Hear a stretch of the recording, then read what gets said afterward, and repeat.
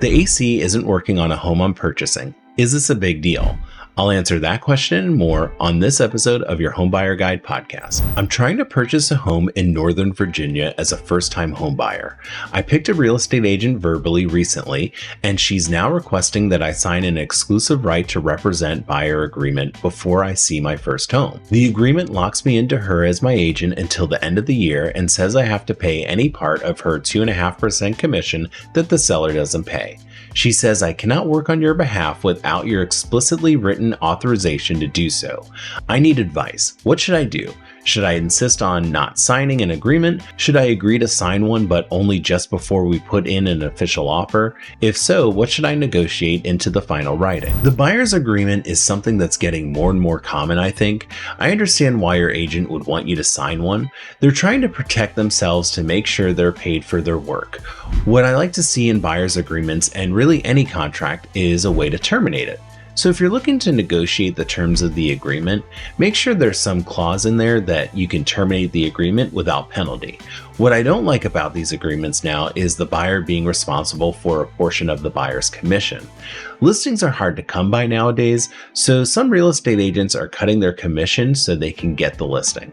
But by cutting their commission, sometimes they pass that along to the buyer's agent. So there are some commissions that are pretty low out there, so you could either negotiate the commission part to be taken out of the agreement completely, or another way to deal with it is tell your agent you don't want to see any homes that are below the 2.5% commission. Now, obviously, in this way, you may limit some of the homes you see. Beyond these suggestions, you could insist on not signing. See if she's adamant about you signing.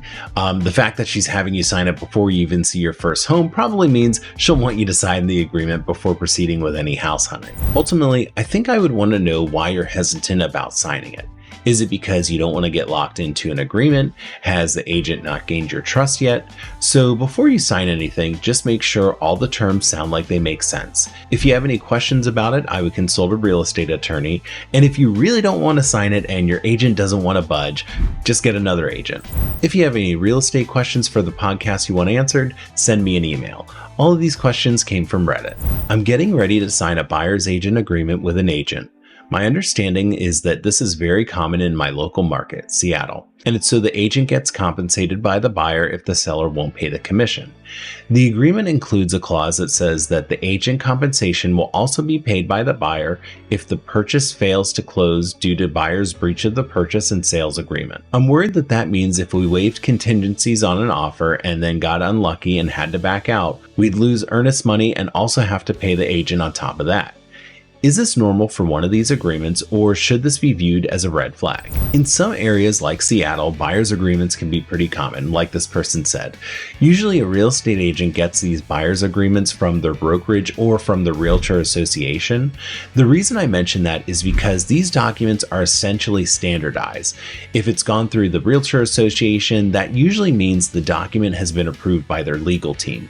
Now, for this particular agreement, I'm confused by the language. If the purchase fails to close due to buyer's breach of the purchase and sale agreement. I think you came up with a scenario where that line in the agreement would make it pretty costly for you.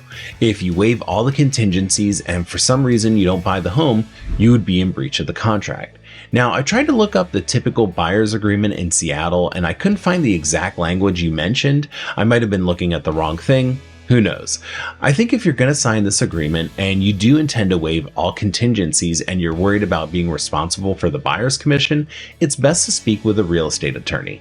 Before signing a contract, it's best to consult with an attorney if you ever have any questions on any of the terms of the contract. On the condition report, it says AC does not work. No biggie, I figured. Everyone we tell this to, though, is making us feel like it's quite a big deal. We have $10,000 extra cash. Now I'm all freaked out. This is the first time we're buying a house and we got an accepted offer on one that might drain all that cash very fast. I'll have a better idea about this Sunday after our inspection, but I guess I'm looking for advice.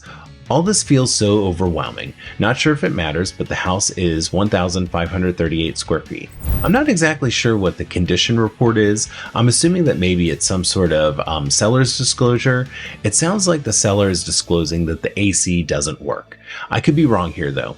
Regardless, you're doing the right thing by having an inspection done. So here's some things you have to realize. I'm assuming you're just getting a general inspection done on the home. When you get an inspection done, something to realize is the inspector basically tells you if something doesn't look right or isn't working. But they don't run a diagnostic and try to figure out exactly what's wrong with the item. So in this case, they'll probably try to run the AC, see that it's not working, then recommend that it be looked at by a qualified professional. If you're still interested in buying the home but you're concerned about the AC, there's a few things you can do. First is you could negotiate it to get repaired or replaced. If the seller put it in the condition report that the AC doesn't work, it probably means that they don't plan on fixing it, but I could be wrong here. Maybe the AC stopped working just as they were filling out the report. So again, you could just ask for it to get repaired or replaced. Another thing you could do is schedule an AC tech to come out. Now, this would be at your cost, but they would be able to tell you what's wrong with it and how much it would cost to get it fixed.